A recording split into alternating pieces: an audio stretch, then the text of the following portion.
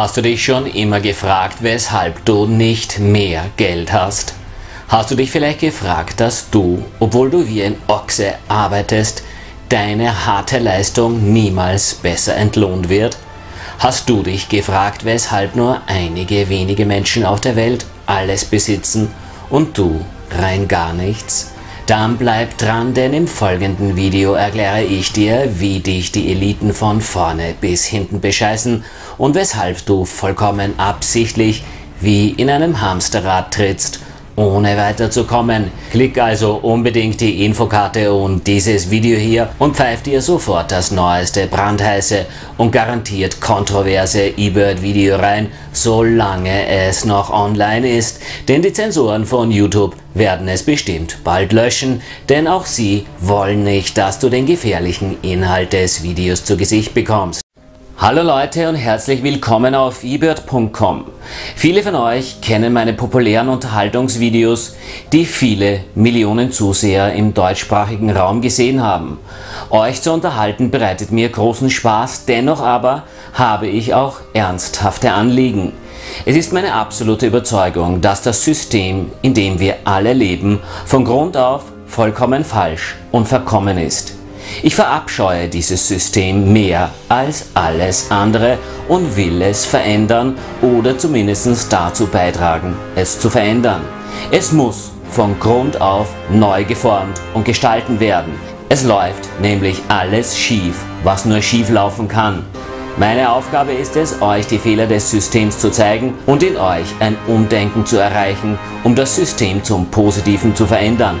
Das System, das wir jetzt haben, darf nicht länger existieren. Es muss fallen. Es muss sich zum Wohle des kleinen Mannes ändern. Es muss ein grundlegender Wandel kommen. Mir ist es wichtig, dass Menschen endlich begreifen, was wirklich mit ihnen und mit unserer Gesellschaft abgeht und was vor allem alles falsch läuft. Und was läuft alles schief? Die kurze und eindeutige Antwort: einfach alles. Und zwar ohne Ausnahme. Und das werde ich dir in diesem Video umfassend erklären. Wir werden nämlich täglich belogen, betrogen, manipuliert, ausgenutzt und bestohlen von Politik, Banken, Medien, dem Staat, den Schulen, dem Gesundheitssystem, Versicherungen, der Werbung, einfach von allen. Teile dieses Video mit all deinen Freunden, sodass die Botschaft so viele Leute wie nur möglich erreicht, denn von YouTube wird's bestimmt nicht promoted, dieses Video.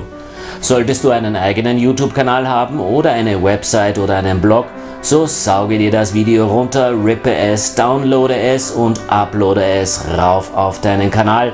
Du kannst es meinetwegen auch gerne monetarisieren, das ist mir scheißegal, ich gebe dir dazu meine Erlaubnis. Wichtig ist, dass dieses Video viele Leute sehen, denn ich will, dass du endlich begreifst, was wirklich abgeht und endlich aufwachst. Und ich meine dies keineswegs im spirituellen Sinne, denn der leider mit dem Stigmata des esoterischen Unsinnes behaftete Begriff die Erwachten oder ähnlich ist leider dank vieler Spinner in diesem Bereich zu Unrecht ins vollkommen unglaubwürdige Eck des esoterisch-spirituellen Gelaberes, Nonsens und Schmufuß gerückt. Die Tatsache, dass sich immer mehr Menschen von spirituellen Inhalten oder der Esoterik angesprochen fühlen, ist, weil sie alle, Spinner hin oder her, ein grundlegendes Bedürfnis nach Veränderung spüren. Sie fühlen, dass etwas fehlt und dass etwas schief läuft. Ich werde also ab jetzt immer wieder häufiger tiefgreifende Themen aus Politik und Gesellschaft bringen, um aufzudecken und aufzuwecken. Und um eins gleich mal klarzustellen, ich bin weder rechts noch bin ich links, denn ich lehne alle Parteien gleichermaßen ab. Was ich aber bin, ist für den kleinen Mann, egal welcher Herkunft, Religion oder Hautfarbe oder politischer Überzeugung, und vor allem bin ich gegen die Eliten, die uns mit eiserner Faust beherrschen, und gegen das System, und zwar gegen alles, was von diesem verkommenen System von da oben kommt. Aber gehen wir gleich mal in medias res und fangen bei dir persönlich an. Du bist in die Schule gegangen, dort hast du aber nichts fürs Leben gelernt, denn Schulen dienen nur einem einzigen Zweck: dich für dein Sklavendasein in den Mühlen des Systems zu präparieren, zu manipulieren und dich vom wahren Zweck des Lebens abzulenken und dich zu einem obrigkeitshörigen, willfährigen Befehlsempfänger zu machen, der nur zu gehorchen hat, brav seine Steuern zahlen soll und möglichst nicht aufmucken soll. Glaubst du, es ist Zufall, dass sich seit mindestens 150 Jahren der Ablauf, die Fächerwahl und die Lehrmethoden in den meisten Schulen absolut nicht verändert haben? Und das, obwohl wir ein mittlerweile vollkommen verändertes Weltbild, Gesellschaft und Technik haben? Natürlich nicht, denn dies ist so gewollt. Denn Schulen sollen nicht bilden, sondern verbilden. Der einzige Zweck des Ausbildungssystems: du sollst ein williger, brav steuerzahlender und funktionierender Sklave des Systems werden und gefälligst den Eliten dienen, ohne nachzudenken. Ein Systemzombie halt. Und das bist du auch. Ja, du hast richtig gehört, du bist nichts als ein Sklave, der sich seiner selbst, seines wahren Könnens und dem Sinn seiner Existenz nicht einmal annähernd bewusst ist. Bist du es nicht auch längst leid, deine wertvolle Zeit einem Arbeitgeber zu verkaufen, Tag für Tag, Jahr für Jahr, im Gegenzug für einen mickrigen Lohn, mit dem du gerade halt mal, wenn du Glück hast, deine Rechnungen bezahlen kannst? Denn nichts anderes ist ein Arbeitsverhältnis. Du verkaufst deine wertvolle Lebenszeit, um einen Job zu machen, der dich in Wahrheit ankotzt, um dafür ein Leben aufrechtzuerhalten, das dich ebenso ankotzt und das du eigentlich gar nicht freiwillig gewählt hast. Dies nennt sich Paradoxon. Es ist ein Widerspruch in sich und du bist dich dessen gar nicht einmal bewusst. So sehr bist du schon versklavt. Frage dich ehrlich, würdest du deinen Job, den du jetzt machst, auch machen, wenn du dafür keine Kohle bekommen würdest? Würdest du nicht viel lieber deinem Hobby oder deinen Interessen nachgehen? Und wäre es nicht auch geil, dafür auch Geld zu bekommen? Denn das kann man. Es ist in den meisten Fällen nicht einmal besonders schwer. Doch es fehlt dir der Mut und die Disziplin dazu, die sogenannten Sicherheiten des Systems, die in Wahrheit keine sind, zu verlassen und dich auf eigene Beine zu stellen. Auf deine Beine. Du hast Angst, denn es wurde dir von klein an eingeredet, von Eltern, Schule, von Autoritäten und dem System, dass du einen sicheren Arbeitsplatz finden sollst. Immer in Abhängigkeit von anderen. Doch den absolut sicheren Arbeitsplatz gibt es nicht. Der ist ein Trugbild. Was aber sehr wohl sicher ist, ist die Garantie, dass dich deine Interessen, deine Vorlieben, deine Hobbys und Passionen dir immer bis zu deinem Lebensende bleiben werden. Bewege also deinen faulen Arsch und finde Methoden, deine wahren Interessen zu deinen Einkommen zu machen. Das wirklich Schwierige dabei ist, dass du überhaupt Interessen für etwas hast. Eine Liebe zu irgendeiner Tätigkeit, die dich erfüllt, die dir Freude bereitet.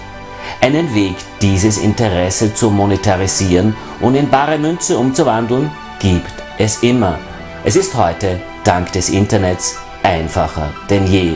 Und wenn du keine Interessen hast, dann mache es trotzdem und finde einen Job, den du von deinem Zuhause aus selbstständig machen kannst.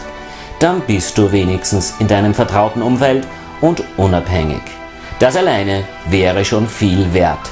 Ich wiederhole, damit du es endlich verstehst, denn du bist noch immer verblendet. Du verkaufst deine wertvolle Lebenszeit an einen Arbeitgeber, um dafür einen Lohn zu erhalten, der nur dazu ausreicht, um genau den Lebenswandel so recht und schlecht aufrechtzuerhalten, den du eigentlich gar nicht willst. Du bist in Wahrheit ein Sklave und hast es bisher nicht einmal bemerkt. Wenn du das jetzt realisiert hast, dann gratuliere ich dir herzlichst. Du hast nun die Wahrheit über dich erfahren und den allerersten Schritt zum wirklichen Erwachen gemacht. Du bist dir nun deines unfreiwillig gewählten Lebensweges bewusst und hast nun die Gelegenheit, ihn zu deinem Positiven zu verändern. Kommen wir aber nun zur Politik und alles, was da schief läuft. Kurze Antwort: einfach alles natürlich. Zum einen die Politiker selbst. Egal welcher Couleur, die einzige Motivation, die diese haben, ist erstens, sich finanziell zu bereichern, zweitens, Macht über andere auszuüben und drittens, Anerkennung zu finden, die sie im richtigen Leben nicht bekommen. Alle drei dieser Motivationen sind per se schlecht. Und ja, ich werfe alle Politiker ohne Ausnahme hier in den gleichen Topf. Natürlich gibt es Ausnahmen, die kommen alle paar Jahrzehnte auch mal vor, so wie zum Beispiel Mahatma Gandhi, der den Leuten wirklich helfen wollte und das System zum Positiven ändern wollte.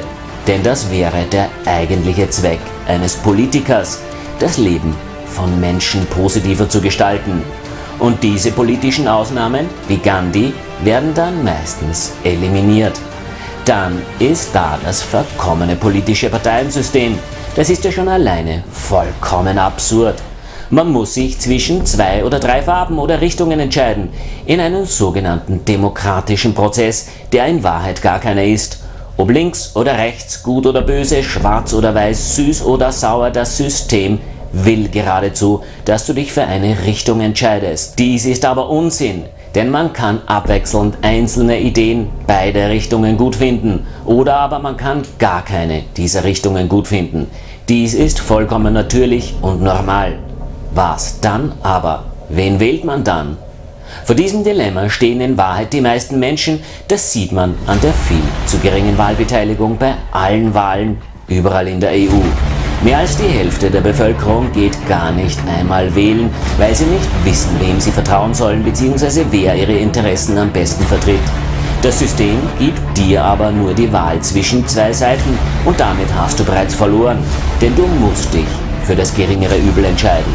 Das ist aber bewusst so gewollt von den Eliten, um das Volk bewusst zu spalten, anstatt es zu einen.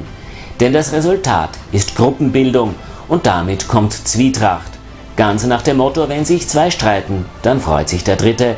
Und dieser Dritte, das sind die Eliten, diese nutzen dann die Gelegenheit der Zwietracht zum Nachteil von allen. Du wirst also mit Hilfe dieses Parteiensystems instrumentalisiert, das obendrein auch noch die Gesellschaft spaltet, vollkommen manipuliert und braingewashed.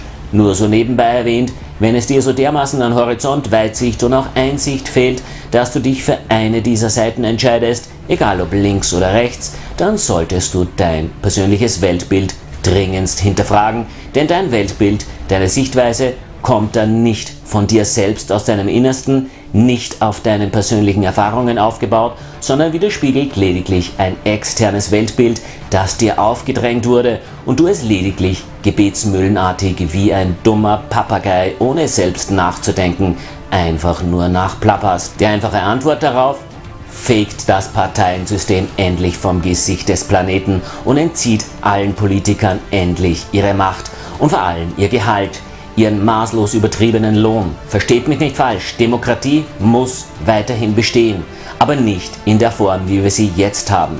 Denn der Wille muss immer vom Volk ausgehen, von den kleinen Leuten, niemals aber von einer Elite. Ein Politiker sollte keinen einzigen Cent verdienen dürfen, denn nur so wäre gewährleistet, dass er wirklich durch reine Motive geleitet ist und den Beruf des Politikers ausübt, weil es ein tatsächliches Anliegen für ihn ist. Ein Politiker sollte kein Gehalt bekommen dürfen. Punkt. Er sollte aber sehr wohl für seine Tätigkeit Anerkennung und großes Ansehen bekommen. Das ist nämlich die allerhöchste menschliche Triebfeder und Motivation. Natürlich sollte für Kost, Logis und Transport vom Steuerzahler aufgekommen werden.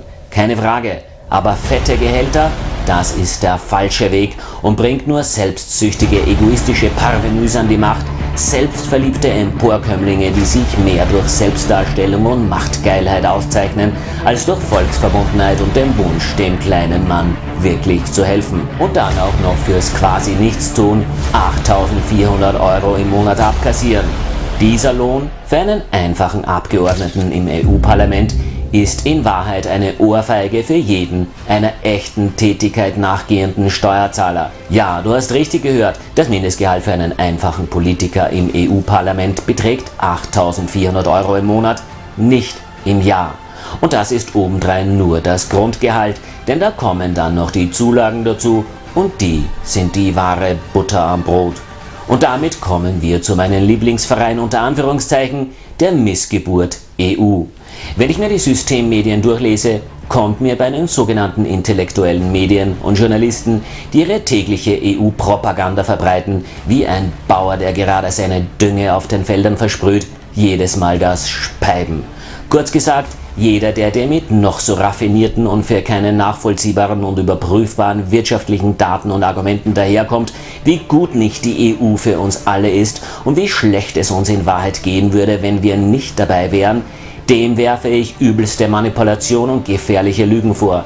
Denn Zahlen und Statistiken sind trügerisch. Man kann sie interpretieren und darstellen, wie man will.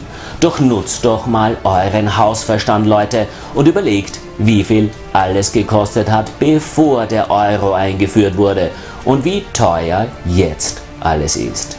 Manch ältere Semester unter euch werden sich noch gut daran erinnern können.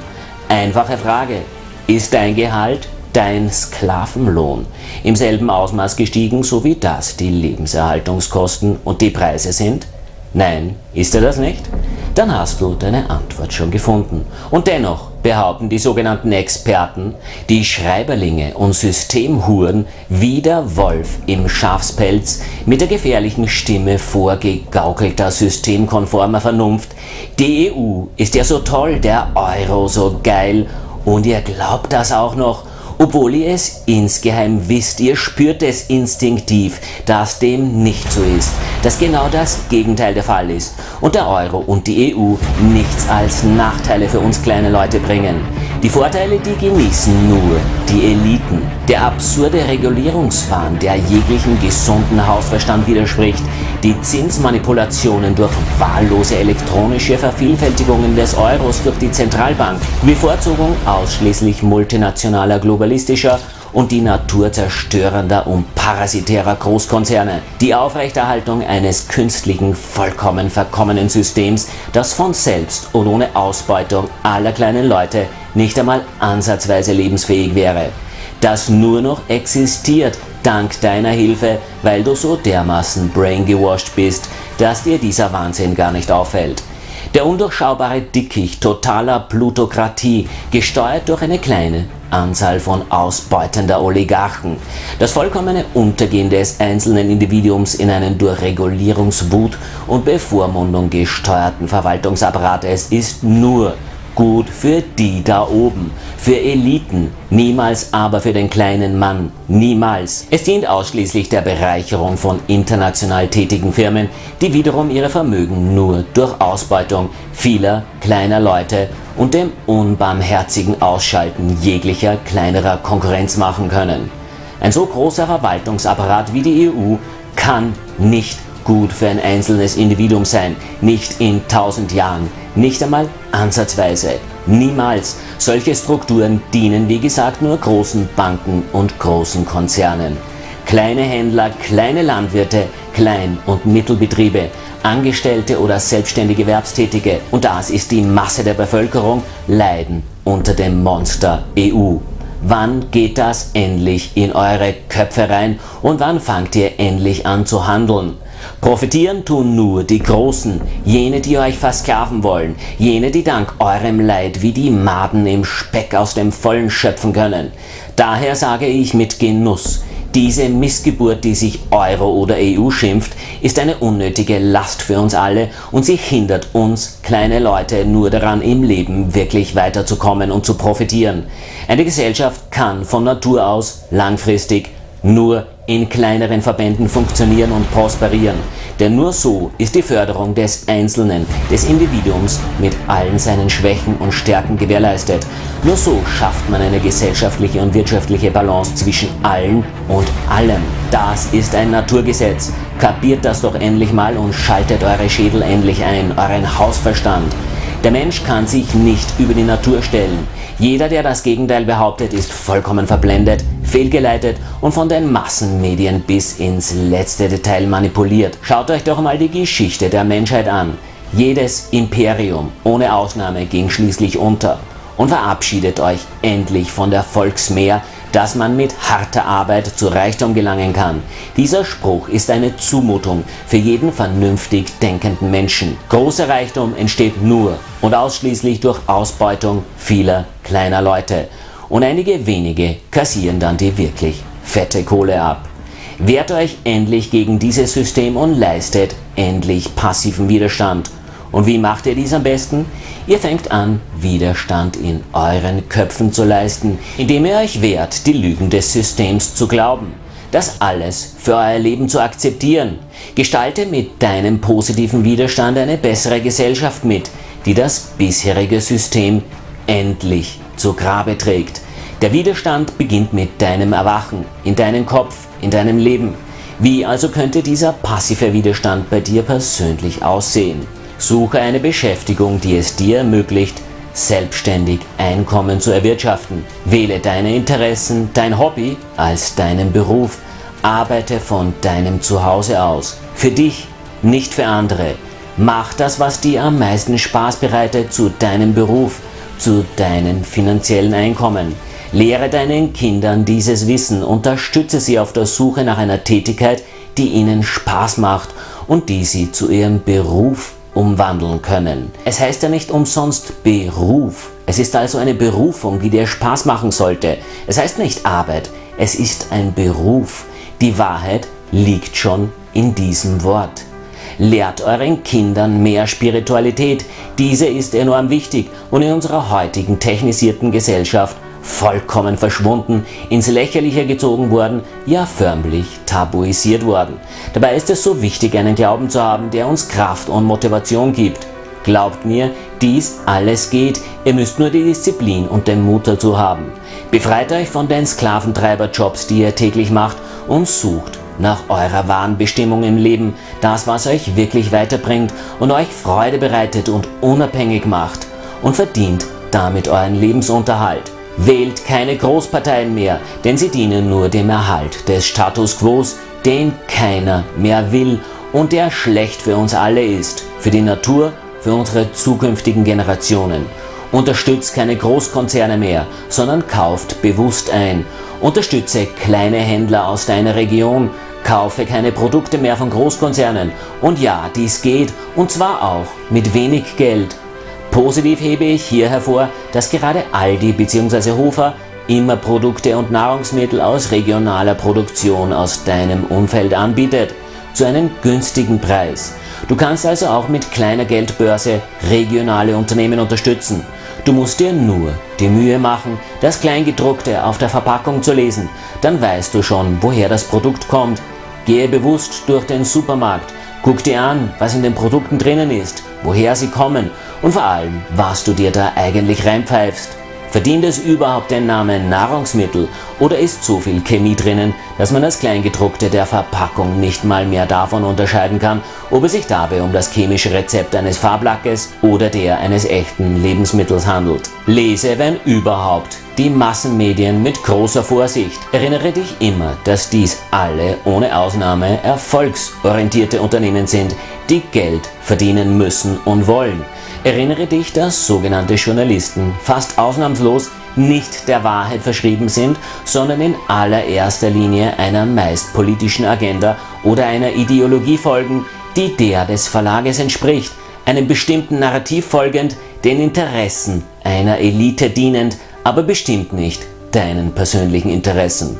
Du glaubst doch nicht etwa im Ernst, dass ein Journalist oder ein Reporter im Fernsehen das berichten oder schreiben darf, was er wirklich denkt? Ich erinnere auch, dass das bewusste Platzieren von einseitigen Schlagzeilen oder das einseitige Berichten von Fakten oder die Darstellung nur einer Facette unter dem Begriff Manipulation und damit der Lüge fällt. Manche Idioten werden jetzt sagen, dass dies auch bei diesem Video der Fall ist und ich sage darauf, dass dies absolut kein Vergleich ist, denn ich bin lediglich eine einfache Person mit wenig Geld, kein Riesenmedienunternehmen. Und ich erzähle nur das, was mir Spaß macht und von dem ich überzeugt bin. Ich bin nicht interessensgebunden, moralisch nur verpflichtet, euch die Wahrheit rüberzubringen, weil ich eine Veränderung will. Jene Wahrheit, die euch das System konsequent verschweigt. Denn das System will keine Veränderung. Das System will sich selbst erhalten und will den Status quo. Auch sobald eine Zeitung schon irgendwie nur annähernd eine politische Meinung vertritt oder in eine gewisse Richtung schreibt, die nicht klar erkenntlich ist und nur subtil wahrnehmbar ist, und das tun sie alle ohne Ausnahme, so weißt du, große Vorsicht ist geboten. Diese berichten einseitig und damit manipulierend. Darüber habe ich ja ausführlich in meinem Video über die Manipulation der Systemmedien berichtet, das du gratis auf meiner Patreon-Page findest. Den Link dazu gibt's unten in der Videobeschreibung oder du gibst einfach ebird.com in deinen Browser ein, dann kommst du auch auf meine Patreon-Page. Hast du dich noch niemals gefragt, weshalb in den Zeitungen und auch im Fernsehen immer die gleichen Themen gebracht werden? Politik, Wirtschaft, Sport, Wetter und hin und wieder Kultur oder was als solche anerkannt ist, gewürzt mit einer Prise aus Klatsch und Tratsch unserer sogenannten Vorbilder, als Halbgötter verehrten, missratenen und moralisch verfallenen Promis. Im alten Rom nannte sich dies Panem et Circenses, also Brot und Spiele, um das dumme Volk bei Laune zu halten. Kein Wort über Zusammenhänge, keine Artikel über unsere Zukunft, keine Gedanken darüber, wie wir als Gesellschaft besser funktionieren könnten, keine relevanten Informationen darüber, wie wir das verkommene Geld- und Bankensystem effektiv ersetzen können, keine ernsthafte Kritik an Politik, Bildungswesen und Wissenschaft im Allgemeinen, keine Hinterfragung von bisher anerkannten Wertesystemen. Ist die EU überhaupt gut? Dient sie dem kleinen Mann auch wirklich? Oder ist in Wahrheit genau das Gegenteil der Fall? Ist unser Geldsystem gut? Welche Alternativen dazu gäbe es? Und glaubt mir, es gäbe genügend Alternativen zum Geldsystem, nur berichtet keiner darüber. Keine Nachrichten über Themen aus Spiritualität, Zukunftsforschung, nichts. Ein täglicher Einheitsbrei aus massenmanipulativen, nichtssagenden Schwachsinn aus heißer Luft von immer wiederkehrenden gleichen Themen, um dich, wie gesagt, brain zu waschen. Rausgekotzt aus den Hirnen von verblendeten Systemschreiberlingen, ebenso dem Erhalt des Status Quos und den Eliten verpflichtet, nicht aber dem kleinen Mann. Das ist Brainwashing in Reinstkultur. Das kannst du aber ändern, denn Veränderung ist gut. Veränderung bedeutet Fortschritt und Leben. Nur der Stillstand, der bedeutet den Tod. Deswegen setze ich den Status Quo mit dem Tod gleich. Übertrieben ausgedrückt. Ich könnte noch stundenlang so weitermachen, das Ganze hier war lediglich ein Brainstorming. Dennoch aber rege ich folgende Ideen für euch und die sogenannte Politik an, die in der einen oder anderen Form wohl durchdacht für alle kleinen Leute vorteilshaft sind. Einführung von unmittelbarer und direkter Demokratie. Der Wille muss vom gesamten Volk ausgehen, nicht von einer kleinen geldgierigen Elite.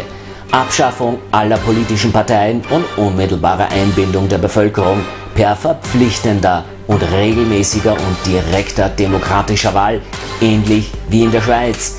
Einbindung der Bevölkerung in politische Entscheidungsprozesse, verpflichtend aufgeteilt in Zeitintervallen, ähnlich wie es in Amerika bei Geschworenengerichten abläuft, wo per Zufall eine Jury aus der Bevölkerung ausgewählt wird. Ja, das alles bedeutet für uns dann auch unbezahlte Arbeit. Es bedeutet mehr Verantwortung, aber es dient dem Wohle aller. Sowas nennt sich im Wörterbuch Gemeinschaft und Gemeinwohl. Nur so zur Erinnerung. Weg von in Fächern unterteilten Bildungswesen und Förderung einzelner und individueller Fähigkeiten in Bildungseinrichtungen. Förderung von kreativen Denken, Förderung von zusammenhängenden fächerübergreifenden Denken, Einführung konkreter Bildungsmaßnahmen zum besseren Verständnis darüber, wie man mit Geld umgeht, ja was Geld eigentlich ist und wie man es verdient und wie man mit Geld umgeht und es verwaltet. Oder denkst du, es ist Zufall, dass wir in der Schule nichts über Geld lernen? Natürlich nicht. Der Umgang mit Geld darf nicht unterrichtet werden, denn die Leute würden dann den Betrug des Systems Geld und den Betrug des Banken- und Börsensystems erkennen und den Status Quo sprengen wollen und Banken und Börsen endlich vom Gesicht des Planeten fegen. Bildung in Bereichen wie Ethik, sozialer Umgang untereinander, Familienplanung, Sexualität und wieder wesentlich mehr Spiritualität, die uns vollkommen abhanden gekommen ist. Das Lehren von Akzeptanz und Respekt gegenüber anderen Kulturen und Religionen, verpflichtend für alle, sowohl für die Zuwanderer anderer Länder als auch für die bereits seit Generationen hier ansässige Bevölkerung. Auch die mittlerweile total zahnlos gewordenen und verstummten christlichen Kircheninstitutionen sollen sich endlich wieder trauen und Mut haben, ihren Mund lauthals bei Fehlentwicklungen der Gesellschaft aufzumachen und sich endlich wieder ihrer christlichen Werte besinnen. Denn diese Fehlentwicklungen sind bereits in der Überzahl. Verbot von Nahrungsmitteln aus Massentierhaltungen und Verbot von Lebensmitteln aus Massenproduktionen. Bedingungslose Steuerbefreiung von Einkommen unter Daumen mal Pi 2000 € im Monat. Einführung von transparenten Thinktanks, die sich nur damit beschäftigen, wie eine sich rapide ändernde Gesellschaft sich positiv für alle entwickeln könnte. Unabhängige Thinktanks, die ständig auf der Suche nach neuen Ideen aus allen Bereichen sind. Dazu gehören Themen wie der verantwortungsvolle Umgang mit künstlicher Intelligenz, Wettbewerbsfähigkeit, Umgang mit Biogenetik, Erstellung von Prognosen über die Disziplinen, die unsere Gesellschaft nachhaltig verändern, Forschung nach alternativen Zahlsystemen, sodass man endlich vom Geldsystem wegkommt, Erforschung und praktische Anwendung von zeitbasierten Zahl- und Geldsystemen. Das heißt, man zahlt zum Beispiel nicht mehr mit einer Währung, sondern mit einer Dienstleistung, dessen Wert nach Zeit und Geschick bestimmt wird. Und verpflichtende Umsetzung der Outcomes dieser Thinktanks für die Politik. Verbot von Anordnung größerer Geldsummen. Geld muss nach einer gewissen Zeit, sobald es nicht verwendet wird, seinen Wert verlieren und wie ein Lebensmittel ablaufen oder alternativ dazu dem Gemeinwohl zugutekommen. Das verhindert Börsenmanipulationen und Akkumulation von großem Reichtum Einzelner. Die gewaltige Schere zwischen Arm und Reich kann so nachhaltig verringert und verändert und verhindert werden. Bedingungslose Abschaffung sämtlicher Börsensysteme, die nichts anderes als ein gewaltiges und legales Pyramidenspiel sind. Oder entspricht der Börsenwert eines Unternehmens der realen wirtschaftlichen Leistung eines Unternehmens? Natürlich nicht. Die Börsen sind daher ein einzig groß angelegter legaler Betrug, nichts anderes. Und jegliche Börsenspekulationen müssen daher strengstens verboten werden, da sie dem Gemeinwohl schädlich sind. Sofortige und bedingungslose Verstaatlichung aller Banken. Banken dürfen nicht in Privatbesitz, sondern müssen dem Gemeinwohl dienen. Striktes Verbot von Zinseszins und Zinsen, denn diese sind in Wahrheit legaler Betrug. Sofortige Koppelung jeglicher Währungen an einen reellen Wert, wie zum Beispiel dem Goldstandard. Abschaffung und Aufsplitterung diverser Monopolbetriebe, speziell in der Pharmaindustrie und der Nahrungsmittelindustrie. Verbot von Lobbyismus und Einfluss von privaten Gruppierungen und Institutionen auf die Politik. Verbot von Parteispenden und Sponsoring aus der Industrie. Sofortige Verstaatlichung aller Versicherungen. Sind die gerade genannten Forderungen und Ideen ein Allheilmittel für alles? Vielleicht ja, vielleicht nein, aber das ist auch nicht meine Aufgabe, das rauszufinden, sondern eure Aufgabe. Dies ist lediglich ein Brainstorming von mir, das mir ad hoc als Einzelperson eingefallen ist. Denkt bloß mal nach, was ihr euch alle in Summe einfallen lassen könnt oder machen könnt und realisieren könnt, um das System zu verbessern, um das Leben von uns allen zu verbessern. Ich bin hier bloß ein Einzelner. Was ich damit aber anregen will, ist, dass ihr euch endlich darüber Gedanken machen sollt. Jeder einzelne von euch. Vielleicht gibt es jemanden oder mehrere unter euch, die eine brillante Idee in diesem oder jenem Bereich haben und die dann auch verwirklicht wird. Wenn ihr allerdings nur euren Sklavenjob nachläuft und in eurer Freizeit vor Handy oder Glotze hockt, dann wird sich niemals was ändern. Wenn ihr alle aber nachdenkt und den Willen dazu habt, endlich das System zu ändern, dann wird sich auch was ändern. Dies nennt sich dann wirkliches Erwachen. Die Erkenntnis dessen, was alles schief läuft und der Wunsch, dies alles zum Positiven zu ändern. Wie gesagt, die Änderung beginnt immer zuerst in deinem Kopf, mit deinem Widerstand. Denn nichts ist so stark auf der Welt oder im Universum wie der menschliche Wille. Doch ihr müsst es alle tun und wollen. Dann ändert sich auch was. Wenn ihr bloß schimpft und tatenlos zuseht und immer die gleichen Großparteien wählt, wird sich niemals was ändern. Meine Aufgabe ist es lediglich, den Dominostein ins Schwanken zu bringen. Mehr nicht. Und jetzt wisst ihr auch, weshalb unabhängige Medien, so wie meine, so wichtig sind. Jetzt wisst ihr auch, wieso ich dies in jedem Video gebetsmühlenartig wiederhole. Und jetzt wisst ihr auch, weshalb es so wichtig ist, Leute wie mich finanziell zu unterstützen, denn bei YouTubern wie mir wisst ihr haargenau, die bekommen kein Geld von obskuren Vereinen, der EU und Regierungen in den Arsch geschoben. Kanäle wie meiner sind rein fanfinanziert von kleinen Leuten wie du und ich. Und da wisst ihr, die sind nicht moralisch an obskure Geldgeber gebunden und können deswegen euch auch die Wahrheit berichten. Und die Mainstream-Medien wundern sich dann auch noch, weshalb die einfachen Leute wie du und ich immer mehr ihre Nachrichten und Infos aus dem Internet beziehen und ihr Vertrauen an die Medien und an die Gesellschaft verlieren und auf die Mainstream-Medien pfeifen. Vergesst also nicht, das Video zu teilen und auf euren Kanälen abzuladen. Überlege dir, meine Botschaft auf meiner Patreon-Page finanziell zu unterstützen und guck dir auch meine anderen Videos an. Und in diesem Sinne verbleibe ich wie immer mit den Worten: merkwürdig, aber so steht es geschrieben.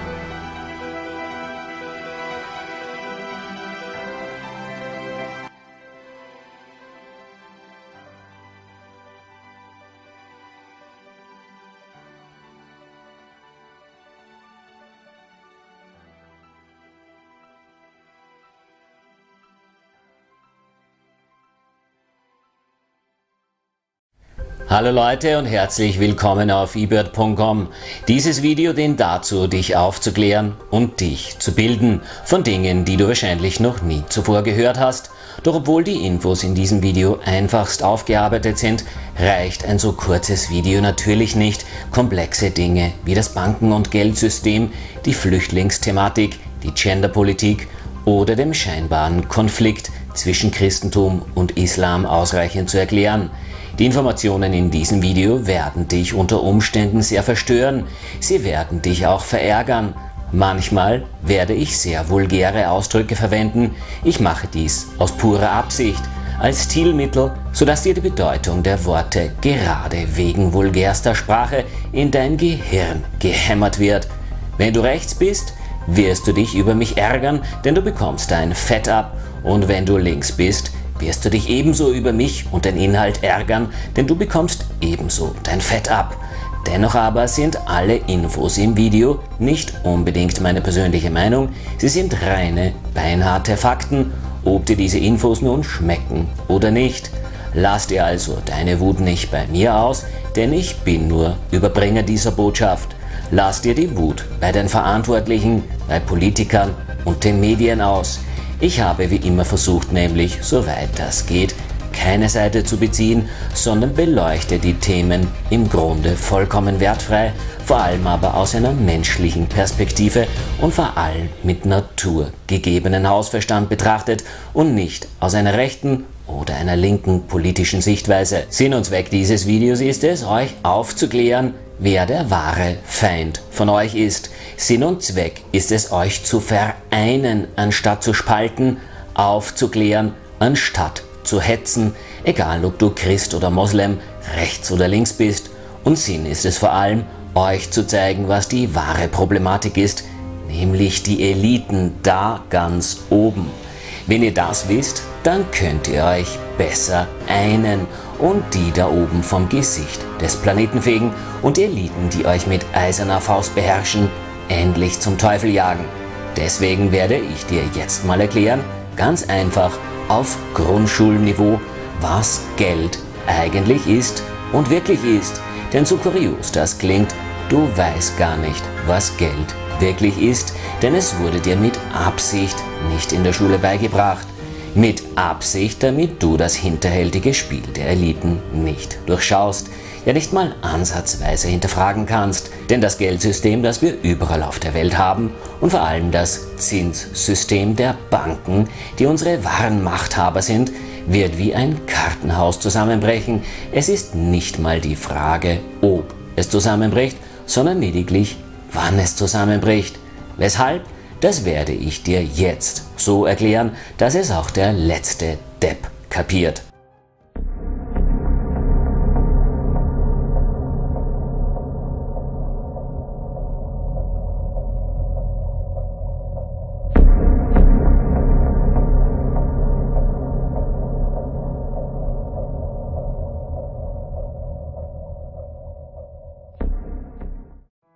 Da sind Kevin und Chantal. Sie sind frisch verliebt und wollen sich eine gemeinsame Zukunft aufbauen. Sie sind nicht verheiratet, denn das schickt sich heutzutage nicht mehr. Denn das Risiko ist zu hoch, die Kompromissbereitschaft zu niedrig und die Beziehung geht ja eines Tages wie bei 70% aller Paare ohnehin über den Jordan. Man fegt dann seinen Partner mittels wischender Handgeste dank zahlreicher Apps auf seinem Handy einfach aus seinem Leben, so wie ein glitzerndes neues Produkt im Supermarkt. Was Neues muss her, denn das alte Produkt taugt nichts mehr. Dennoch aber planen Kevin und Chantal, die üblichen 0,8 Kinder pro Haushalt zu haben. Das ist zwar teuer, gehört sich aber so, die Eltern und die Gesellschaft wollen es schließlich so. Aber Chantal will sich selbst verwirklichen. Das kann sie auch relativ einfach, denn sie kann ihre 0,8 Kinder praktischerweise nach ein paar wenigen Monaten in eine Tageseinrichtung abschieben, um selbst wieder arbeiten gehen zu können. Kevin und Chantal wollen für den Zweck der Familiengründung ein Haus kaufen. Sie haben aber, wie so üblich, leider kein Geld. Deswegen gehen sie zur Bank, um sich einen Kredit aufzunehmen. Das ist Herr Bank. Er verwaltet das ganze Geld, das es gibt. Das sind genau 100 Münzen. Kevin und Chantal benötigen diese 100 Münzen aber, um sich ein Haus kaufen zu können. Herr Bank ist bereit, Kevin und Chantal seine Münzen zu leihen. Er will dabei aber Geld verdienen. Deswegen verlangt er Zinsen und zusätzlich als Sicherheit das Haus, in dem sie auf Zeit miteinander leben werden. Also sagt Herr Bank zu Kevin und Chantal: Okay, ihr bekommt die 100 Münzen unter einer Bedingung. Ihr müsst mir dafür innerhalb von 20 Jahren 150 Münzen zurückzahlen. Kevin und Chantal willigen naiverweise ein, denn sie denken, durch harte Arbeit können sie diese 150 Münzen in 20 Jahren leicht zurückzahlen. Der weniger naive, dafür aber umso gerissenere Herr Bank weiß aber genau, es gibt leider keine 150 Münzen, sondern eben nur 100 Münzen. Das junge Paar wird ihm dieses Geld also niemals zurückzahlen können. Dies scheint also ein sehr schlechtes Geschäft zu sein. Herr Bank weiß aber auch, da draußen gibt es Millionen Kevins, die Häuser kaufen wollen, Autos fahren wollen, in den Urlaub fliegen wollen und das neueste glitzernde Handy haben wollen. Er ahnt, dies ist ein Bombengeschäft, wenn dann nicht das Problem wäre, dass es nur 100 Münzen gibt. Herr Bank aber hat eine grandiose Idee. Er geht zu seinem Boss, dem Herrn Zentralbank. Herr Zentralbank ist der Herr über alles und er hat eine tolle Sache. Er kann nämlich Münzen prägen und vervielfältigen, so viele er nur will. Herr Bank bittet also Herrn Zentralbank und fragt ihn: Bitte gebe mir 100 Münzen, damit ich diese Kevin und Chantal geben kann. Ich gebe dir dafür 110 Münzen zurück. Herr Zentralbank willigt natürlich sofort ein, denn er kann ja so viele Münzen drucken, wie er nur will. Es ist also kein Risiko für Herrn Zentralbank, diese 100 Münzen dem Herrn Bank zu leihen, für einen Bruchteil dessen, was Kevin und Chantal dafür bezahlen. Dies nennt sich dann Leitzins. Das habt ihr sicherlich schon mal so nebenbei des Öfteren gehört. Das ist der Preis, den Banken dafür zahlen, um sich Geld von der Zentralbank zu borgen, um dieses dann gewinnbringend an dich weiter zu borgen. Dieser Leitzins ist meist sehr niedrig, sodass sich möglichst viele Banken bei der Zentralbank Geld ausleihen können und wollen. Denn es gibt viele Herr Bank und noch viel mehr Kevins und Chantals. Herr Zentralbank ist aber ebenso schlau. Er weiß, je mehr Münzen er prägt, desto weniger werden diese auch wert. Und irgendwann wird er so viele Münzen geprägt haben, dass diese schließlich vollkommen wertlos werden. Dies nennt sich dann in der Wirtschaft Inflation, hast du sicher auch schon mal gehört. Deswegen hat auch Herr Zentralbank eine geniale Idee. Er kauft sich für die Zinsen, die Herr Bank bezahlt, dafür echte Münzen. Das ist Gold, das so wertvoll ist, weil es nur so wenig davon gibt und man es auch nicht beliebig vervielfältigen kann und es immer den gleichen Wert hat. Um dieses System aber aufrechtzuerhalten, stellt der Herrn Bank eine Bedingung. Verlange von Kevin und Chantal das gekaufte Haus als Sicherheit und stelle sicher, dass sie den Rest ihrer Tage dafür arbeiten müssen, wie in einem Hamsterrad, um diese Münzen zurückzuzahlen. Diese echte Arbeit nennt sich die reelle Wirtschaftsleistung, die Summe der Arbeitskraft eines Volkes, die aber leider nicht beliebig vervielfältigbar ist, denn ein Mensch hat Grenzen und der Tag leider nur 24 Stunden. Da gibt es keine Steigerung. Herr Zentralbank sagt aber zu Herrn Bank: Wenn Kevin und Chantal dir die 150 Münzen nicht zurückzahlen können, dann darfst du das Haus von den beiden schließlich behalten und Kevin und Chantal werden danach auf die Straße geschmissen. Deren Haus darfst du dann natürlich wieder verkaufen, an den nächsten Kevin und so weiter. Das ist das, was 2008 passiert ist, zur Erinnerung, als es die große Wirtschaftskrise gab. Herr Bank und Herr Zentralbank wissen natürlich, dass dieses Pyramidenspiel nur eine gewisse Zeit lang gut gehen kann, denn Arbeitskraft, also die wirtschaftliche Gesamtleistung eines Volkes, ist nicht beliebig vervielfältigbar. Das Problem dabei, nach einigen Jahrzehnten sind so viele Münzen im Umlauf, dass diese vollkommen wertlos sind. Das Ganze aber bei gleichbleibender Arbeitsleistung von Kevin und Chantal, die schließlich auf der Straße landen werden, weil alles so teuer geworden ist und sie sich trotz harter Arbeit nichts mehr leisten werden können, weil alles immer teurer wird. Herr Zentralbank sagt aber, das macht dann überhaupt nichts mehr, denn wenn alle Münzen wertlos geworden sind, weil es so viele davon gibt, haben wir bereits so viele Häuser, Gold und Macht erstohlen und ergaunert, dass wir Kevin und Chantal einen Schuldigen für ihre Misere präsentieren können, ihre Wut aufzuschaukeln und so einfach einen Krieg anfangen und finanzieren können, um schließlich alles zusammendreschen zu können, um danach wieder von Neuem, von vorne anfangen zu können mit dem genau gleichen Spiel. Unsere zerstörten Häuser lassen wir von Kevin und Chantal wieder mit harter Arbeit aufbauen und beginnen das Gleiche mit einem neuen Münzsystem, das ebenso natürlich irgendwann mal wertlos ist.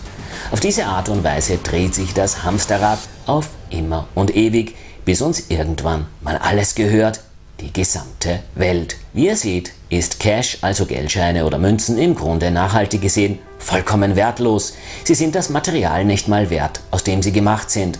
Das wissen die Eliten natürlich auch, deswegen investieren sie ihr falsches Geld in greifbare, richtige Werte. Denn sie wissen, Geld hat keinen Wert, nur physische Dinge wie Arbeitskraft, Grund oder Immobilien oder eben Gold haben tatsächlichen Wert. Herr Bank und Herr Zentralbank wissen aber, dass sie dieses Spiel nur so lange treiben können, solange ihnen alle Kevins und Chantals nicht dahinter kommen und ihnen auf die Schliche kommen. Und dazu benötigen sie eine wichtige Hilfe.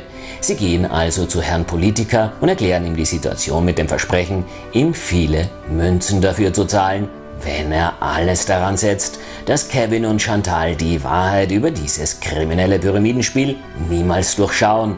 Sie bitten also Herrn Politiker, kontrolliere alle Schulen, lehre nichts über das Münzsystem, in den Zeitungen und im Fernsehen darf darüber nicht berichtet werden und wenn ja, dann nur so verwirrend, dass es wirklich keine Sau mehr versteht, sodass unser Spiel ja bloß nicht aufgedeckt wird. Aber auch Herrn Politiker ist die Aussicht auf Krieg und Revolte natürlich zu radikal, denn dann würde er ja nicht mehr wiedergewählt werden. Er bietet daher im Gegenzug an, alle zukünftig in Schwierigkeit geratenen Banken, die auf faulen Krediten und immer wertloser gewordenen Münzen sitzen, zu retten. Dies nennt sich dann auf Neudeutsch Bailout.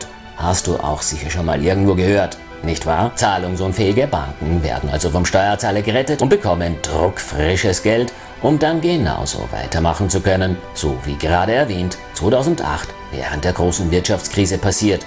Und jetzt weißt du auch, weshalb in den Wirtschaftsnachrichten immer von Wirtschaftswachstum die Rede ist und wir dummen Sklaven einfach nicht dahinter kommen, was dies eigentlich bedeutet. Wozu auch immer eine Steigerung, das ergibt keinen Sinn.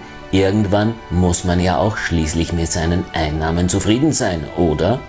Nun ja, wie ihr seht, funktioniert das Zins- und Geldsystem nur bei ständig steigendem Wirtschaftswachstum, denn es wird ja immer mehr Geld gedruckt. Gibt es kein Wirtschaftswachstum, so wird das Geld immer wertloser. Das nennt sich dann Rezession. Doch wo und wann ist die Grenze erreicht?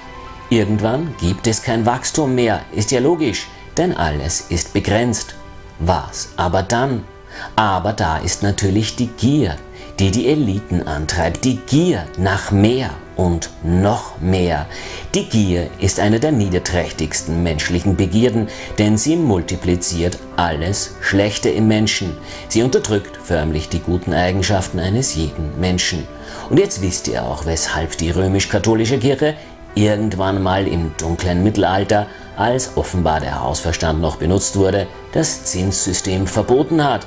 Es wurde Christen verboten, im Zinshandel, im Bankgeschäft tätig zu sein, denn es war unmoralisch, es war schlecht. Wie recht doch die Kirche damals im dunklen Mittelalter hatte. Doch heute ist sie leider zahnlos geworden. Und Herr Politiker willigt schließlich ein mit dem Versprechen in der Hand, von Herrn Bank dafür kräftigst entlohnt zu werden. So also spricht Herr Politiker mit den sanften Worten eines großen Verführers, wie die Schlange im Paradies, die Eva mit einem Apfel verführte, Chantal und Kevin allerlei kleinste Almosen, Krümel vom ganz großen Kuchen. Und so machen Kevin und Chantal brav bei diesem Spiel mit, wählen diese Politiker auch noch immer und immer wieder, anstatt sie einfach zum Teufel zu jagen.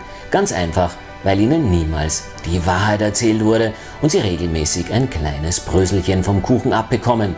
Sie bekommen Almosen vom Herrn Politiker zugeworfen, um sie bei Laune zu halten, und werden durch Reality-TV, Handykonsum, Internet- und Sportveranstaltungen abgelenkt vom eigentlichen Geschehen. Brot und Spiele nennt sich dies. Panem et circenses wie im alten Rom. Seit dieser Zeit hat sich, wie du siehst, leider überhaupt nichts geändert. Kevin und Chantal aber können bei diesem Spiel nicht gewinnen, trotz harter Arbeit nicht. Sie wissen es gar nicht einmal, sie bemerken es nicht, denn alles passiert sehr langsam und schleichend und über einen langen Zeitraum hinweg. Sie haben auch in der Schule niemals gelernt, wie man nachhaltig und langfristig denkt und plant, wie man auf seine Intuition hört, wie man sogenannte Autoritäten immer hinterfragt. Sie haben in der Schule auch nichts über Geld gelernt, sie können es nicht wissen. Sie machen bei diesem Spiel also voller dummen und blinden Vertrauen mit der Illusion, ein Haus zu besitzen, das ihnen in Wahrheit gar nicht einmal gehört. Genauso wenig wie ihnen die neue Nobelkarosse auf Pump oder das glitzernde neue Handy gehört. Es gehört in Wahrheit ihrem Herrn, den Banken. Oder hast du etwa dein neues Auto in Cash auf den Tisch gelegt? Nein, hast du nicht? Jetzt weißt du, wem dein Auto wirklich gehört, und jetzt weißt du auch, dass du dich voller dummer Eitelkeit wie ein eingebildeter Pfau mit fremder Feder im Arsch schmückst, wenn du mit deinem neuen BMW garantiert umweltfreundlich rasend über die Landstraße donnerst, nur damit du deinen Nachbarn beeindrucken kannst oder die geile Tussi nebenan aufreißen kannst. Deine Nobelkarosse ist nichts anderes als Ausdruck deines mangelnden Selbstbewusstseins. Du fühlst dich minderwertig, deswegen willst du dein Selbstwertgefühl mit einem Statussymbol aufbessern. Nichts anderes ist das. Dann aber passiert noch etwas. Kevin und Chantal beginnen zu streiten, denn sie sind unter großem Druck. Alles wird teurer, denn die Münzen werden immer weniger wert. Sie müssen mehr und mehr arbeiten und können sich immer weniger leisten. Kevin und Chantal haben auch keine Zeit mehr für sich, für ihre Beziehung, denn sie arbeiten so viel, dass sie nicht mal mehr Zeit und auch kein Geld für das eingangs erwähnte 0,8 Kind pro Haushalt hatten. Die kinderlose Chantal ist schließlich enttäuscht von Kevin, dass er ihr, trotz harter Arbeit, nie mehr bieten konnte. Sie will sich schließlich alleine auf eigenen Beinen selbst verwirklichen. So nennt man das auf Neudeutsch. Schließlich trennen sich Kevin und Chantal und gehen getrennte Wege. Das niemals ganz zurückbezahlte Haus geht an seinen wahren Besitzer zurück, die Bank, und Kevin und Chantal sind alleine schließlich noch unglücklicher, arbeiten noch mehr und haben dennoch immer weniger.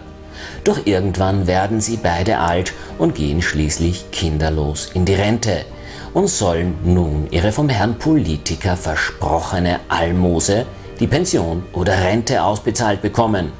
Doch jetzt hat Herr Politiker ein großes Problem, denn Kevin und Chantal haben keine Kinder bekommen, die für sie im Alter sorgen würden, und diese nicht existierenden Kinder können auch nicht als Steuerzahler ins Rentensystem einzahlen und im Hamsterrad treten. Sie können Kevin und Chantal ihre versprochene Rente nicht auszahlen, da es keine jungen Leute mehr gibt, die ins Rentensystem einzahlen, denn es gibt jetzt mehr alte Menschen als junge Menschen. Das Geld ist mittlerweile ebenso fast wertlos geworden und schlicht und einfach nicht mehr vorhanden, denn das richtige Geld ist schon vor langer Zeit in die Taschen der Eliten gewandert. Herr Politiker kann auch nicht Chantal vorschreiben, einfach ein Kind zu gebären. Du weißt schon, wegen der Genderisierung, obwohl ein Kind ihr wichtigster Erhalter ihres Rentenwesens und auch im hohen Alter wäre. denn Chantal will sich schließlich lieber selbst verwirklichen und es schickt sich nicht mehr, einer Frau zu sagen, sie solle doch Kinder gebären.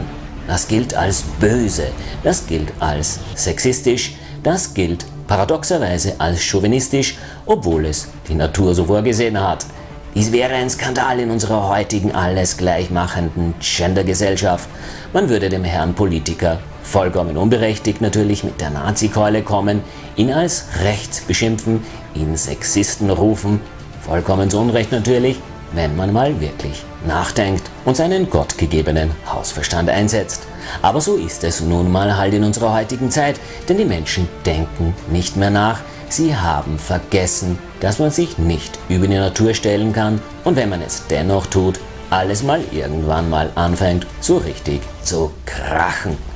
Denn es sind schließlich nur Frauen, die Kinder gebären können. Denn das kleinste Konstrukt einer Gemeinschaft ist die Familie.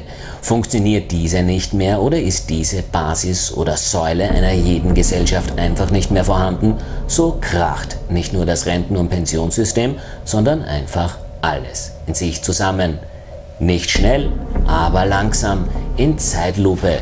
Deswegen bemerkt ihr es nicht, denn ihr habt ja in der Schule über die wichtigen Dinge des Lebens niemals was gelernt. Doch dann hat Herr Politiker eine geniale Idee, die all diese Probleme auf einmal löst. Er denkt, wir lassen uns aus all jenen Ländern, die wir bereits in zahlreichen Angriffskriegen ausgebeutet und zerstört haben und noch planen zu zerstören, Menschen in großen Massen hierher zu uns. Diese erduldeten großes Leid und sind bereit dazu, bei uns zu leben und jede nur erdenkliche Arbeit zu leisten und können sehr gut als willige Sklaven in den Mühlen der Industrie arbeiten und sind genügsam und auch noch bereit dazu, viele Steuerzahler, also Kinder zu zeugen, die dann das Rentensystem für Opa Kevin und Oma Chantal mit ihren Steuergeldern irgendwann mal bezahlen werden. Dieser Plan wird schließlich auch in die Tat umgesetzt. Doch die Realität sieht leider wie so oft ganz anders aus. Herr Politiker hat sich nämlich gewaltig verkalkuliert. Denn was bei den Volkswirten und Wirtschaftsforschern, die die Politiker beraten, total geil und perfekt am Papier in der Theorie aussieht, lässt sich leider meist nicht in die Praxis umsetzen, denn sie haben wie immer nicht die menschliche Komponente mit einkalkuliert. Denn die zu uns strömenden Menschen waren fast ausschließlich Männer, die zwar arbeiten wollen, aber keine Arbeit finden. Logisch, weil sie die Sprache nicht sprechen und weil ihre Kultur so ganz anders ist als die unsere und die Anpassung natürlich länger dauert als gedacht. Denn erst deren Kinder könnten sich dann erst wirklich und perfekt an ihr neues Zuhause hier bei uns anpassen. Diese Männer aber warten und warten in ihren Flüchtlingsheimen und großer Unmut wächst unter diesen Männern, denn sie kamen ohne ihre Frauen, ohne ihre Familien. Sie können keine Kinder, keine Steuerzahler zeugen, wie ursprünglich geplant, denn sie haben keine Frauen dazu. Sie sehen aber dennoch die tollen Autos, die glitzernden Handys, die neuen Sportschuhe, die sie verständlicherweise ebenso haben wollen, sich aber nicht leisten können, weil sie nicht arbeiten können oder dürfen. Sie bemerken auch die großen Ressentiments, die ihnen gegenüber von der einheimischen Bevölkerung entgegengebracht werden. Sie spüren förmlich die Ablehnung. Diese Flüchtlinge aber sind zum Großteil kräftige junge Männer, allesamt im wehrpflichtigen Alter.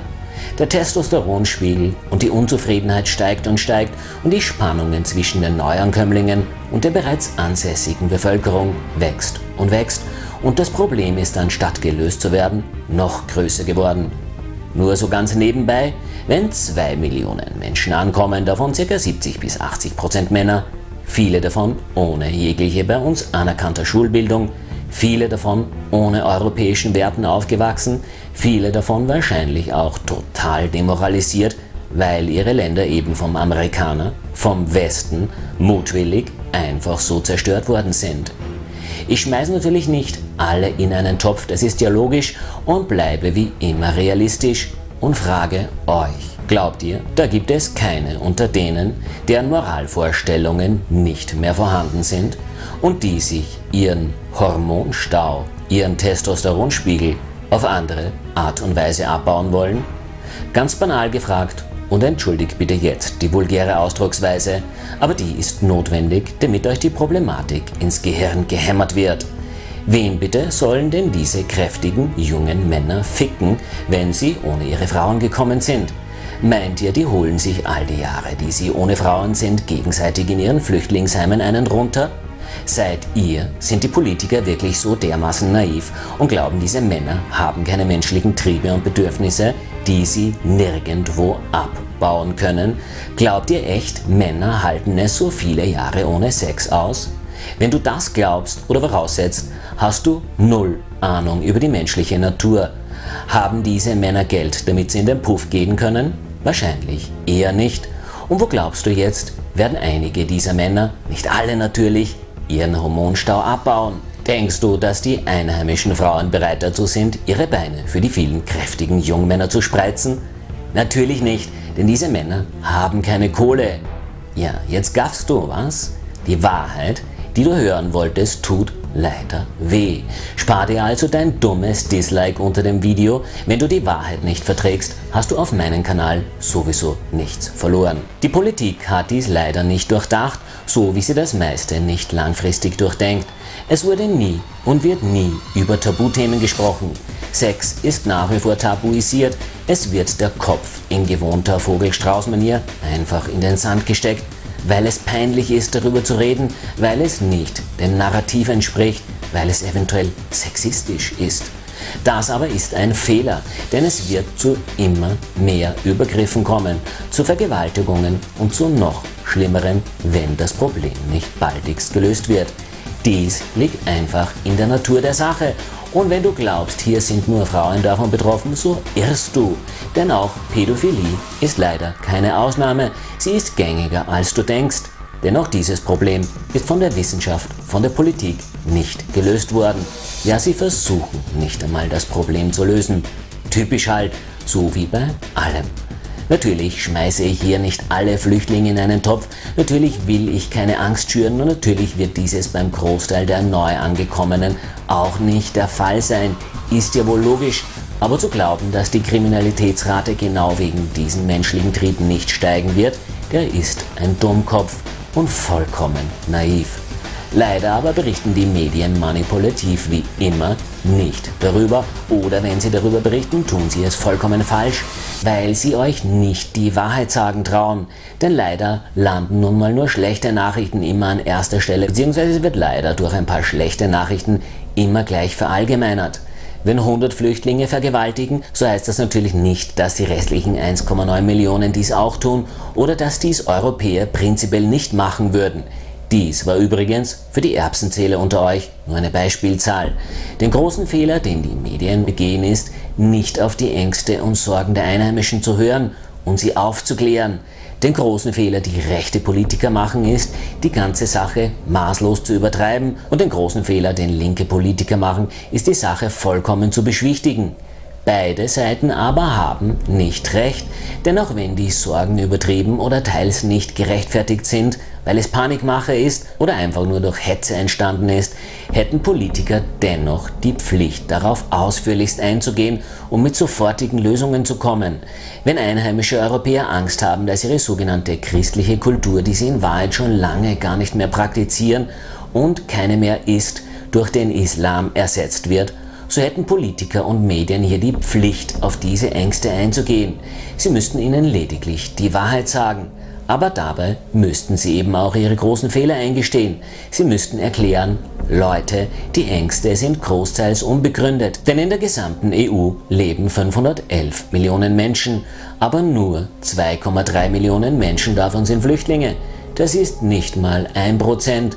Das ist nicht mal 0,5%, das sind genau 0,45% der gesamten EU-Bevölkerung. Um dir das besser ausmalen zu können, stell dir mal vor, du bist in einer Fußballarena mit 1000 Zusehern, mit blonden und blauäugigen Zusehern.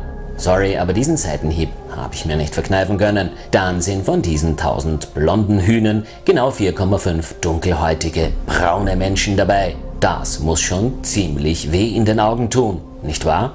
Da von einer Invasion zu sprechen, ist reinste Dummheit und Realitätsverweigerung. Und dann gibt's da noch diverse alte Trottel, Einer davon hat sogar ein Buch geschrieben, ein hetzerisches Buch. Ihr kennt ihn aus allen Medien. Er heißt Sarrazin. Derjenige, den die gemäßigte und die sogenannte Bourgeoisie, also die breite Mitte, rechtschaffene Bürger, konservative, stinkbrave und garantiert obrigkeitshörige Leute, so wie vielleicht deine Eltern, heiß verehren. Sarrazins Grundaussage: die Islamisierung Europas und des Abendlandes. Ich bekomme ja jetzt schon Angst. Leute, in Gesamteuropa, auch alle Nicht-EU-Länder dazu gezählt, gibt es 700 Millionen Menschen. Davon sind 50 Millionen Menschen muslimischen Glaubens, darunter auch natürlich viele Flüchtlinge. Das sind nicht einmal 5% der europäischen Gesamtbevölkerung. Dabei von einer Islamisierung zu sprechen, ist nicht nur mathematisch vollkommener Unsinn, sondern brandgefährlich. Denn die Gefahr, liebe Leute, geht nicht von ein paar extremistischen Islamisten aus und auch nicht von ein paar wahnsinnigen Glatzschädeln mit Tattoos und Springerstiefeln, auch wenn sie noch so laut schreien. Mit denen wird das Gesetz und die Polizei natürlich einfach fertig. Die wahre Gefahr lauert in der braven, obrigkeitshörigen Mitte. Bei Leuten, die man niemals als Rassisten bezeichnen würde, wie zum Beispiel deinen Eltern, wie meinen Eltern, der sogenannten kreuzbraven Mittelklasse, die sich nur zu leicht verblenden lässt von Hetzern wie Thilo Sarrazin, die ihm alles abkaufen, bloß weil er im scheiß Anzug und Krawatte steckt und einen verdammten Akademikertitel hat, der heutzutage sowieso nur noch einen Scheißdreck wert ist. Diese konservative Mittelklasse, die sich selbst nicht mal bewusst ist, rassistisch zu sein, die sich selbst nicht mal als Rassisten bezeichnen würden, die solche Systemarschlöcher wie Sarrazin verehren, glauben auch noch allen Ernstes, ihm recht zu sein. Sie sind es, die mit ihren verkorksten, noch aus dem vergangenen Jahrhundert stammenden Weltbild und mit gefährlichster Stimme der Vernunft den Fortschritt bremsen und den unterschwelligen Rassismus schüren und nicht mehr belehrbar sind. Sie sind die wahren Rassisten, denn dieser unterschwellige, subtile Rassismus steckt tief in ihren Köpfen. Sie haben es nicht anders gelernt, sie wuchsen noch auf mit Erziehungsmethoden von vor 70 bis 100 Jahren.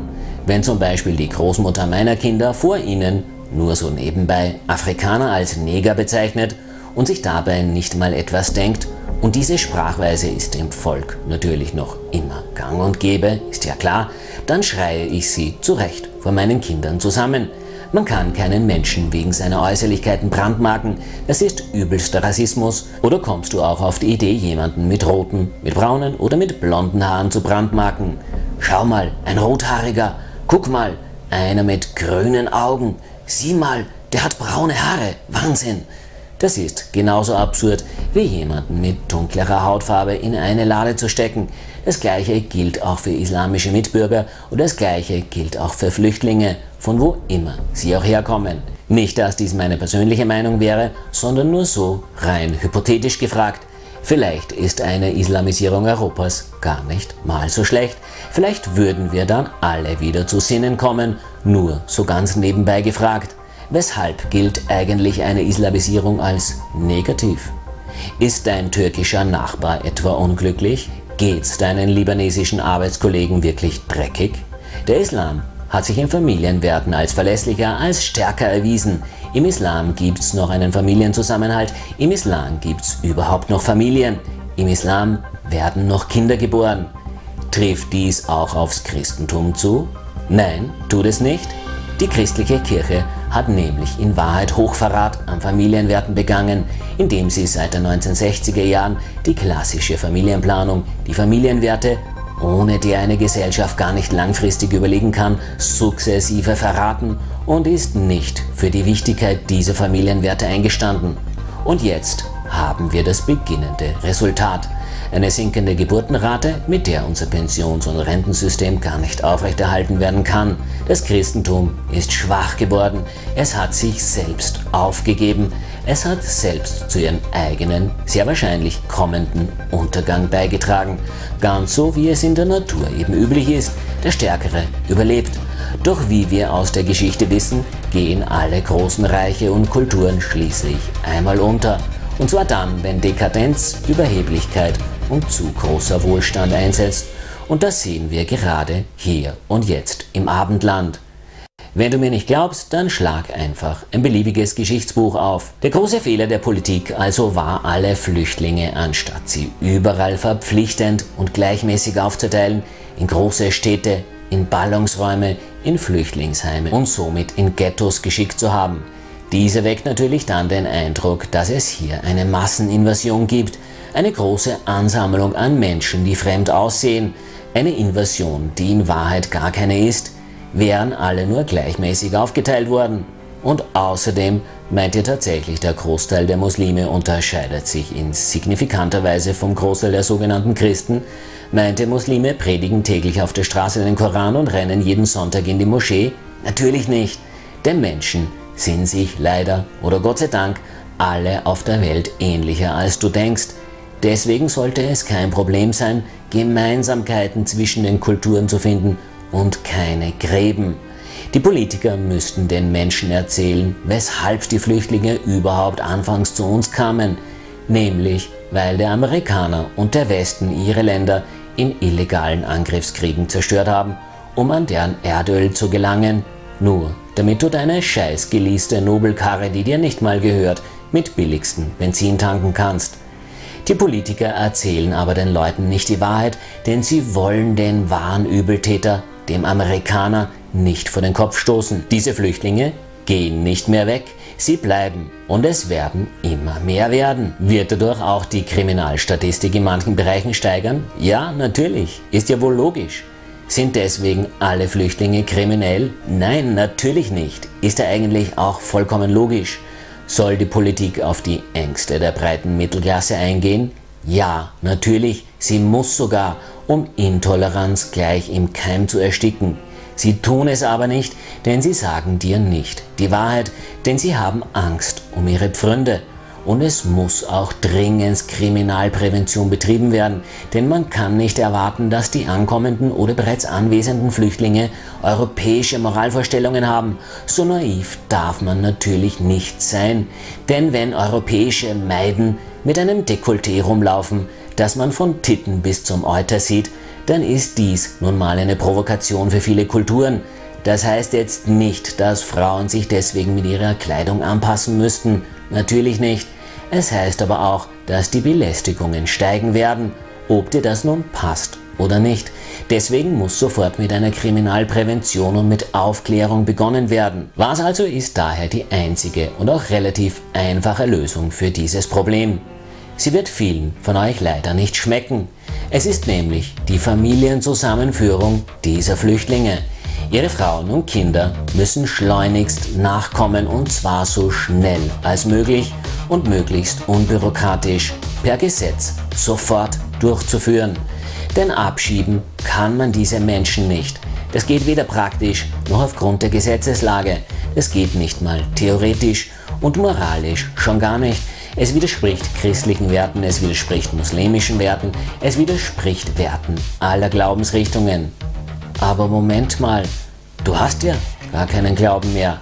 Der wurde dir ja von der Politik und den Medien und der Schule bereits gehörig ausgetrieben. Es ist nicht mehr schick, einen Glauben zu haben. Schlimmer noch, man gilt als Spinner, wenn man heute einen Glauben hat. Und damit schließe ich sowohl Christen als auch assimilierte Muslime mit ein. Wann warst du das letzte Mal in der Kirche? Wann warst du das letzte Mal in der Moschee? Wann hast du das letzte Mal zu Gott gebetet? Wann hast du das letzte Mal zu Allah gebetet? Meinst du, da ist unter der großen Masse der Bevölkerung wirklich ein großer Unterschied zwischen Christen und Muslime? Natürlich nicht. Um die sogenannte Flüchtlingsproblematik in den Griff zu bekommen, muss man daher sicherstellen, dass sich diese Menschen so rasch als möglich hier integrieren, dass ihre Frauen und Kinder so schnell als möglich nachkommen. Man muss ihnen so schnell als möglich Arbeit und Bildung geben. Ich weiß, vielen von euch wird jetzt die Schockstarre ins Gesicht geschrieben stehen, aber dennoch ist es die Wahrheit und die einzig funktionierende Lösung. Ist dir scheißegal, was das kostet. Die EZB, also die Europäische Zentralbank, kann ja zur Erinnerung so viele Euros drucken, wie sie will. Man muss die Flüchtlinge arbeiten lassen und ihnen Bildung zukommen lassen und diese Menschen dürfen nicht zusammen in ghettoisierten Lagern oder Heimen sein. Sie müssen alle aufgeteilt werden, vor allem in der Industrie und vor allem in allen Ländern der EU aufgeteilt werden, wo die Integration gleich am Arbeitsplatz beginnt. Für all jene, die denken, dass wir schon voll sind, das ist natürlich absoluter Blödsinn. Schau dir die Zahlen an und nutze deinen Hausverstand. Nochmals, die EU hat 511 Millionen Einwohner. Die 2 bis 3 Millionen Flüchtlinge sind nicht mal 1% der Gesamteinwohner Europas. Natürlich sind diese Flüchtlinge kein Problem, selbst wenn nochmal 10-mal von ihnen kommen würden und gleichmäßig aufgeteilt werden würden, würden wir das nicht mal ansatzweise bemerken. Wenn man aber alle, ohne Ausnahme, in Ghettos, in große Städte und Ballungsräume in einigen wenigen Ländern schickt, dann wird es natürlich und selbstverständlich zu Problemen kommen.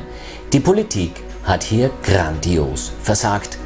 Institutionen, NGOs und linke als auch rechte Politiker machen ein Problem dort, wo eigentlich gar keins wäre, wenn sie das tatsächliche Problem erkennen und anpacken würden.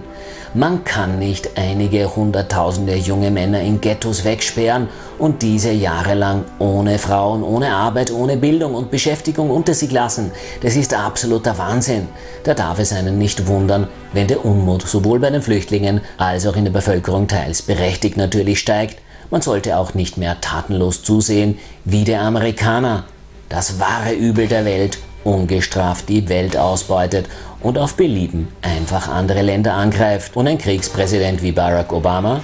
Oh ja, dies wird dich erstaunen, aber Obama hat die 3 Kriege von George Bush auf 8 Kriege unter seiner Amtszeit hochgepusht, bekommt dann auch noch den Friedensnobelpreis von den Europäern im Voraus sogar in den Arsch geschoben, bloß weil er schwarz ist. In so einer verkehrten Welt leben wir. Ja, Obama ist ein Kriegsverbrecher, der 5 illegale Angriffskriege und Proxykriege angefangen hat, ohne Zustimmung des amerikanischen Kongresses und ohne Zustimmung der UNO und durch eine neue Rekordanzahl an Drohnenangriffen brilliert hat. Drohnenangriffe, bei denen hauptsächlich zahlreiche Frauen und Kinder, vor allem im Jemen, umgekommen sind. Obama war jener blutrünstige Präsident, unter dessen Amtszeit die allermeisten Kriege in der Geschichte der USA stattfanden, und Trump macht jetzt nichts anderes. Oder glaubt ihr, der unterscheidet sich von den ehemaligen amerikanischen Präsidenten? Natürlich nicht. Obama darf das aber machen. Er ist nämlich schwarz und er sieht vor allem gut aus, er spricht so gut und er entspricht dem augenblicklichen Narrativ der Medien. Deswegen verzeihen ihm die Leute dies. Und nein, ich bin kein Rassist. Wenn aber jemand ein Arschloch oder ein schlimmer Verbrecher ist, dann sage ich das auch, egal welche Hautfarbe er hat. Denn ich unterscheide nicht, sondern urteile nach Taten und nicht nach unwichtigen Äußerlichkeiten. Man kann und darf nicht mehr tatenlos zusehen, wie uns Banken, Politiker, die EU und mit ihnen der Amerikaner einfach kontrollieren.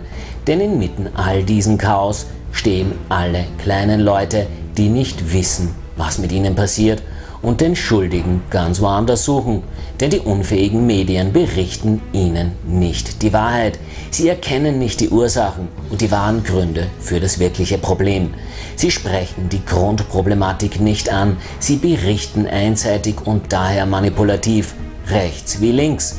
Das Resultat daraus: wir kleine Leute werden wie immer instrumentalisiert, gegeneinander aufgehetzt, in eine bestimmte Richtung gedrängt, aufgesplittert in rechts und links, gespalten, anstatt dass wir gemeinsam versuchen, das Problem, das mit unserer aller Mithilfe gar keines wäre, anzupacken und gemeinsam zu lösen.